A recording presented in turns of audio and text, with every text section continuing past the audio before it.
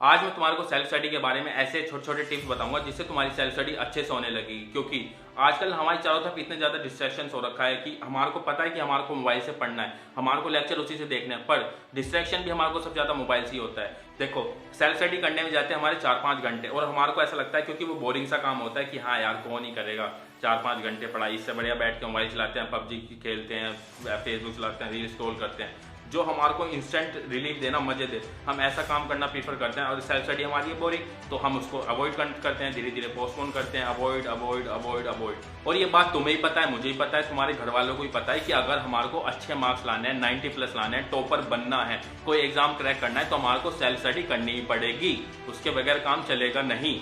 But सबसे पहले जानते हैं कि सेल्फ स्टडी होता क्या है। तुमने सारी स्कूल की क्लासेस अटेंड करी, सारी ट्यूशन क्लासेस अटेंड करी, सारे के सारे असाइनमेंट सोल्व करे, कॉन्सेप्ट समझे, यूट्यूब से पढ़ा, सब कुछ करा, बट क्या हम उसको सेल्फ स्टडी में काउंट करेंगे? तो सिंपल सा आंसर है नहीं, ये सेल्फ स्टडी नहीं होती है। केवल तुमने यहाँ पर समझा है, अपने दिमाग में इंफॉर्मेशन को फीड किया है, इसके अलावा कुछ नहीं किया है। अगर तुम इसी बेसिस पे केवल एग्जाम देने जाओगे ना, तो ये कुछ ऐसा हो जाएगा कि हमने साइकिल कैसे चलानी है, बाइक कैसे चलानी है, कार कैसे चलानी है, इसके बारे में सब कुछ पढ़ा, छोटी छोटी चीजें पढ़ी, एक्सीलरेटर के बारे में पढ़ा, स्पीड के बारे में पढ़ा, सब कुछ पढ़ा, बट हमने प्रैक्टिस नहीं करी, सेल्फ स्टडी नहीं करी, कि जाके रोड पे चला के नहीं देखा, गलियों में चला के नहीं देखा और डायरेक्ट रोड पे चलाने भाग गए कि हाँ रोड पे चलाएंगे जिद्दा, तो क्या होगा? एक्सीडेंट होगा। और ऐसा ही कुछ हमारी पढ़ाई के साथ है कि हमने अगर सारी क्लासेस भी अटेंड करी, ट्यूशंस भी ली और असाइनमेंट भी सोल्व करे सारे, बट अगर तुमने 4-5 घंटे सेल्फ स्टडी नहीं करी तो तुम्हारे मार्क्स एग्जाम्स में डेफिनेटली कम आएंगे और तुम अच्छा स्कोर नहीं करोगे, क्योंकि तुमने जो इंफॉर्मेशन माइंड में फीड करी थी उसको रिटेन नहीं करा, लर्न नहीं करा, उसको लिख के प्रैक्टिस नहीं करी।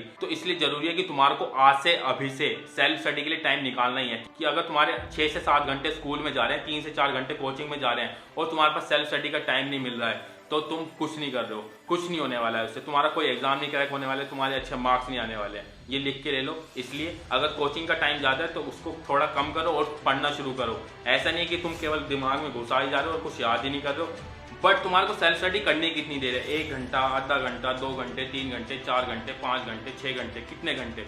इसका सिंपल सा आंसर है कम से कम तुम्हारे को 4 से 5 घंटे सेल्फ स्टडी करनी ही है। क्योंकि जो तुम दिमाग में इतने सारे कॉन्सेप्ट लेके घूमते हो ना, जो तुमने दिन भर अपने दिमाग के अंदर डाले, ट्यूशन से डाले, ऑनलाइन कोचिंग से डाले, स्कूल से डाले, अगर तुम उनको याद नहीं करोगे, उनको लर्न नहीं करोगे, उनको प्रैक्टिस नहीं करोगे डेली के डेली, तो वो 2-3 दिन बाद में तुम्हारे पराये हो जाएंगे, तुम्हारे को पहचानेंगे भी नहीं। अभी तो तुम्हारे को दोबारा से उतना टाइम इन्वेस्ट करना पड़ेगा। इसलिए डेली के डेली सेल्फ स्टडी करते रहो, कम से कम 3 से 4 घंटे या 4 से 5 घंटे, अपने अपने अकॉर्डिंग, जितनी तुम्हारी कैपेसिटी है, जितना तुम टाइम निकाल सकते हो। बट ये तुम 4 से 5 घंटे निकालोगे कहाँ से? तुम्हारे को क्या करना है? अपनी पूरी साइकिल को ना एनालाइज करना है कि तुम अपना टाइम वेस्ट कहाँ कर रहे हो। जो टाइम वेस्ट कर रहे हो ना, उसको सही जगह इन्वेस्ट करो। हर स्टूडेंट के पास 24 घंटे ही होते हैं और कुछ उनमें से टॉप कर जाते हैं बोर्ड एग्जाम्स में, एक बड़े बड़े एग्जाम्स क्रैक कर लेते हैं, नीट, IIT, JEE, NDE जैसे और भी बड़े एग्जाम्स क्रैक कर लेते हैं, और कुछ या तो वो एंड तक ये करते रहते हैं, सेल्फ स्टडी का टाइम नहीं मिल रहा, कंप्लेनिंग करते रहते हैं, मेरे पास तो घर में ये है, मेरे पे वो है, मेरे पे वो नहीं है, मेरे पे फलाना नहीं है, मेरे पे ढिमकाना नहीं है। अगर तुम्हारे को पढ़ना है ना, अगर तुम्हारे अंदर से जिज्ञासा है पढ़ने की, तो तुम्हारे को ना सारे बहाने है ना साइड में गिरने पड़ेंगे और केवल पढ़ने पे ध्यान देना पड़ेगा। केवल तुम्हारे को क्या चाहिए पढ़ने के लिए? एक किताब चाहिए और केवल बैठने की जगह चाहिए, नहीं तो खड़े होकर ही पढ़ सकते हो। कि ये सारे बहाने ही हैं। APJ अब्दुल कलाम को पता है वे स्ट्रीट लाइट में पढ़ते थे, नहीं तो वो भी बहाना मार सकते थे कि हाँ यार मेरे पे लाइट नहीं है, मेरे पे घर नहीं है, मेरे पे बैठने की जगह नहीं है। तो तुम्हारे को अंदर से जिज्ञासा लाने पे ज़्यादा फोकस करना है, पढ़ाई की इंपॉर्टेंस को समझना है। सेल्फ स्टडी जितने ज़्यादा करोगे उतना बढ़िया है। तो अब तुम्हारे को क्या करना है? जो तुम पढ़ने वाले हो ना, एक बार उसको पहले ओवरव्यू ले लो। जो तुम पढ़ने वाले हो, जो चैप्टर, उसमें देखो कि कितने पेजेस हैं, कितने पॉइंट्स हैं, कितनी हेडिंग्स हैं, कितने क्वेश्चंस हैं, कि तुम्हारे को पढ़ने में उसको कितना टाइम लगने वाला है, कि तुमने जो नोट्स बना रखे हैं उसको पढ़ने में कितना टाइम लगेगा, कि तुम्हारे को जो प्रैक्टिस करनी है कि वो कितने सारे क्वेश्चन है। एक बार सब चीज का ओवरव्यू ले लो। इसको तुम ऐसे समझ सकते हो, जब तुम एग्जाम्स में जाते हो, जब तुम्हारे सामने क्वेश्चन पेपर आता है, तुम क्या करते हो? सबसे पहले देखते हो ना कि तुम मेरे पे कौन कौन सा क्वेश्चन आता है, कि मेरे को किस क्वेश्चन में कितना टाइम इन्वेस्ट करना है, कि मेरे को ये कितना टाइम देना है, इसको मेरे को इस वाले पोर्शन में कितना टाइम देना है। तो तुम उसका ओवरव्यू ले रहे होते हो कि जिससे तुम पेपर को इफेक्टिवली कर पाओ और अच्छा स्कोर कर पाओ। तो ऐसे ही तुम्हारे को पढ़ते टाइम करना है कि जिससे तुम्हारे को ये पता चल जाएगा तुम्हारे माइंड को, कि जब तुम ओवरव्यू ले लेते हो कि हाँ मेरे को इतनी देर कंसंट्रेट होकर बैठना ही है, कि चाहे कुछ भी हो जाए। तो कोई भी चैप्टर स्टार्ट करने से पहले उसका ओवरव्यू लो, देखो, एनालाइज करो। इससे तुम्हारे माइंड में एक टाइमर सा सेट हो जाएगा कि हाँ तुम्हारे को तुम्हारी कैपेसिटी के अकॉर्डिंग टाइमर सेट होगा। तुम्हारा माइंड ही खुद ही कह देगा हाँ यार इसको तो मैं 2 घंटे में कर लूंगा, हाँ यार इसको तो मैं 1 घंटे में कर लूंगा।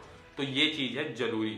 अब तुमने अपने सब्जेक्ट का ओवरव्यू तो ले लिया, अब तुम्हारे को क्या करना है, एक प्लान बनाना है कि हाँ मेरे को इस डेडलाइन तक एक एक्सरसाइज खत्म कर लेनी है, मेरे को इस डेडलाइन तक एक थ्योरी खत्म कर लेनी है, मेरे को इस डेडलाइन तक थर्ड एक्सरसाइज खत्म कर लेनी है, मेरे को इस डेडलाइन के अंदर एक चैप्टर खत्म कर लेना है। इस तरीके से एक प्लान बना लोगे ना तो स्मूथली हो जाएगा, तुम्हारे माइंड में एक डेडलाइन फिट हो जाएगी कि हाँ मेरे को खत्म करना है। और जो तुम प्लान बनाओगे ना उसको अपनी टेबल जहां तुम बैठ के पढ़ते हो वहां रखो उस टाइम के लिए कि हाँ मेरे को ये खत्म करना है, जब भी मैं ये काम करूंगा, जब भी मैं ये काम करूंगा, जब भी मैं बाहर जाऊंगा, जब भी मेरे को दूसरा सब्जेक्ट उठाना है। क्योंकि इससे क्या होगा, तुम्हारा माइंड कहीं ना कहीं वहां बंदा रहेगा और तुम ज्यादा फोकस के साथ पढ़ पाओगे। और तुम्हारे को नहीं पता है कि तुम्हारे को पूरे दिन का शेड्यूल कैसे बनाना है, प्लान कैसे बनाना है, कि अगर तुम्हारे को मॉर्निंग में पढ़ना है तो कैसे बनाना है, अगर तुम्हारे को नाइट में पढ़ना है तो कैसे बनाना है। तो उसके लिए हमने पूरा एक बेस्ट पूरा का पूरा एक ओवरव्यू तुम्हारे स्कूल स्टूडेंट के एज ए स्कूल स्टूडेंट हमने पूरा बना रखा है। उसका लिंक मैं नीचे डिस्क्रिप्शन में डाल दूंगा, तो वहां से देख लेना। और एक चीज हो, जो तुम प्लान बनाने वाले हो ना, जो तुम उस वीडियो से जाके देखोगे भी सीखोगे कि हाँ तुम्हारे को कैसे प्लान बनाना है, मॉर्निंग वालों को नाइट वालों को, एक चीज का जरूर ध्यान रखना जो कि सबसे इंपॉर्टेंट है, वो एक रियलिस्टिक प्लान होना चाहिए। ऐसा नहीं है कि जैसे एक फ्लाइंग किक मारते हो कि हाँ 10 चैप्टर खत्म, आज तो 10 चैप्टर खत्म करने हैं, है ना। वो केवल तुम्हारे जो तुम्हारे अंदर के हार्मोन्स है ना उसको खुश करने के लिए, इससे ज्यादा कुछ नहीं होने वाला है। तो हमेशा रियलिस्टिक प्लान बनाना, रियलिस्टिक वाला। और जो ओवरव्यू लोगे तुम्हारे को उससे पता चल जाएगी अपनी लिमिट डेडलाइन का। अब तुमने ओवरव्यू भी ले लिया, प्लान भी बना लिया, अब तुम्हारे को क्या करना है, पढ़ने बैठना है और पढ़ना स्टार्ट करना है। और जब तुम शुरू में पढ़ने बैठो ना तो धीरे धीरे स्टार्ट करना है, ज्यादा टाइम देना है कि तुम धीरे धीरे पढ़ोगे शुरू में ना, क्योंकि जब हम कोई चीज स्टार्ट कर रहे होते हैं तो हमारे को ज्यादा टाइम इन्वेस्ट करना पड़ता है, क्योंकि हम शुरू में ज्यादा टाइम इन्वेस्ट करेंगे तो बाद में ना वो टाइम हमारे को कम लगने लगेगा आगे वाले चैप्टर्स में। अगर हमारे को एक एक्सरसाइज करने में अगर 20 मिनट लगते हैं तो दूसरी वाली एक्सरसाइज करने में ऑटोमेटिकली 15 मिनट लगेंगे। अगर हमारे को एक चैप्टर करने में 3 घंटे लगते हैं तो दूसरे वाला चैप्टर कहीं ना कहीं पहले वाले से लिंक होता है, तो दूसरे वाला चैप्टर जल्दी होगा और तुम्हारे को कहीं समझ भी आ जाएगा अपनी लिमिट कि हाँ मेरी ये लिमिट है। तुम्हारे माइंड में क्योंकि इन्फॉर्मेशन फीड होने लगेगी तो हमारा माइंड उस तरीके से काम करने लगेगा। तो शुरू में कोई चीज जब स्टार्ट करते हैं तो उसमें टाइम लगता है, नहीं तो बाद में टाइम कम लगता है। और इसको अच्छे से करो, क्योंकि प्लान बना लिया, अगर प्लान एग्जीक्यूट नहीं करोगे तो वो प्लान धरा का धरा रह जाएगा, तो वहाँ चिपकी की चिपकी रह जाएगी लिस्ट। इसलिए स्टार्ट करो।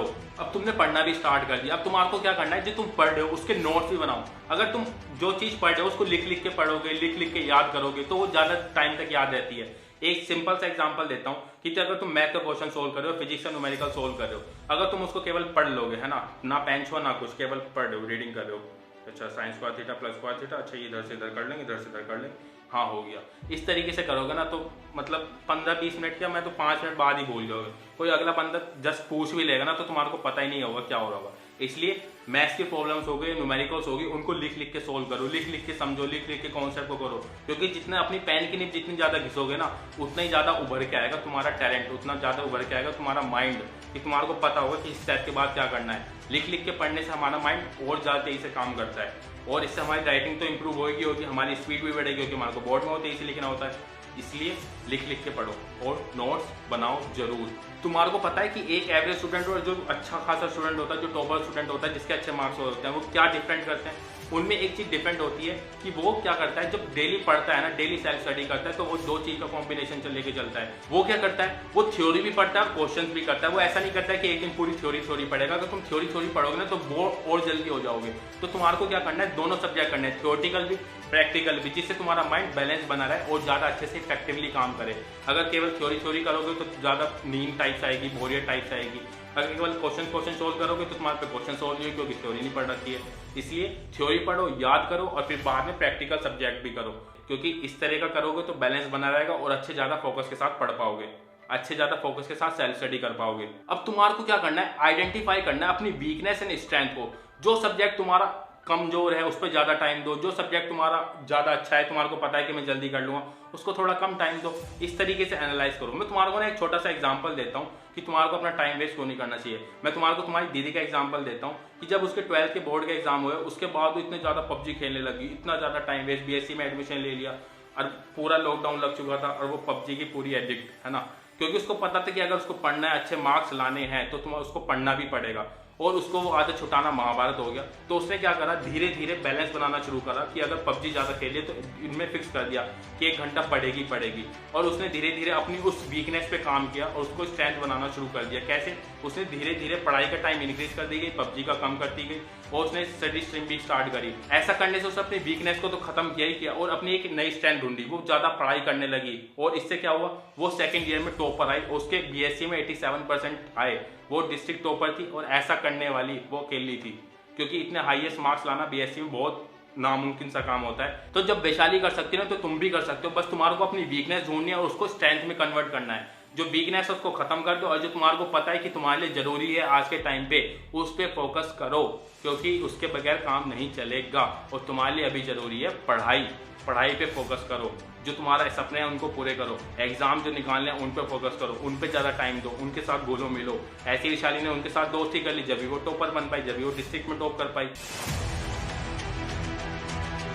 तो अब चलते अपने डे 7 चैलेंज की, कि हमारा आज का चैलेंज क्या होने वाला है। तुम्हारे को क्या करना है, जैसे मैंने वीडियो में बताया कि तुम्हारे को जो तुम पढ़ने वाले हो, अगर वो एक चैप्टर है तो उसको ओवरव्यू लो, अगर एक्सरसाइज है तो उसको ओवरव्यू लो। और तुम्हारे माइंड में जो फर्स्ट आएगा ना टाइम लिमिट, कि हाँ मैं इसको 1 घंटे में कर लूंगा, इसको मैं 2 घंटे में कर लूंगा, तो तुम्हारा टास्क वही होने वाला है कि तुम्हारी टाइम लिमिट वही है, तुम्हारी कैपेसिटी वही है कि तुम्हारे को उतने टाइम के लिए, अगर तुम्हारे माइंड में 1 घंटा आता है कि हाँ मैं इस एक्सरसाइज को 1 घंटे में कर लूंगा, तो तुम्हारे को क्या करना है, उस 1 घंटे के लिए डेडिकेशन के साथ, फोकस के साथ बैठ के पढ़ना है। सारे डिस्ट्रैक्शन जो उनको साइड कर देना है। तो पहले तो अपनी कैपेसिटी कमेंट करके बताओ, तुम्हारी कैपेसिटी जब तुमने ओवरव्यू लिया तो कितना टाइम तुम्हारे माइंड में आया, वो कमेंट करो। और उसके बाद जब तुम चैलेंज कंप्लीट कर लो, वो 1 घंटे का सेशन या 1.5 घंटे का सेल्फ स्टडी कर लो, तो उसके बाद कमेंट करके बताओ यस मैंने सेल्फ स्टडी कर ली। और ऐसा तुम्हारे को आज से 24 सितंबर तक डेली करना है। ये कैपेसिटी धीरे धीरे इंक्रीज करनी है, क्योंकि एक चीज मान लो, जो मैंने एग्जांपल दिया है, अगर तुमने गाड़ी वगैरह चलानी सीख ली, पढ़ लिया, तो अगर तुम उसको जाके करोगे नहीं, प्रैक्टिस नहीं करोगे, तो कुछ नहीं होने वाला है। Practice equals to self study, है ना। इसलिए ज्यादा से ज्यादा सेल्फ स्टडी पे फोकस करो। केवल दिमाग में भरते रहोगे, भरते रहोगे, भरते रहोगे, और पीछे का गिरता रहेगा, गिरता रहेगा, और एट द एंड तुम खाली हो गए ना। अब पुरानी चीजें तुम्हारे को दोबारा पढ़नी पड़ेगी, तुम्हारा बैकलॉग बनेगा। और जैसे इस वीडियो की तरह अगर तुमने इसको देख लिया, समझ लिया और एक्शन नहीं लिया, अगर तुमने पढ़ा नहीं, तुमने सेल्फ स्टडी नहीं करी, तो कुछ फायदा नहीं हुआ, तुमने कर दिया प्रोक्रास्टिनेट। तो अपने आप को जो प्रोक्रास्टिनेट करो उसको रोको और करो काम अभी से।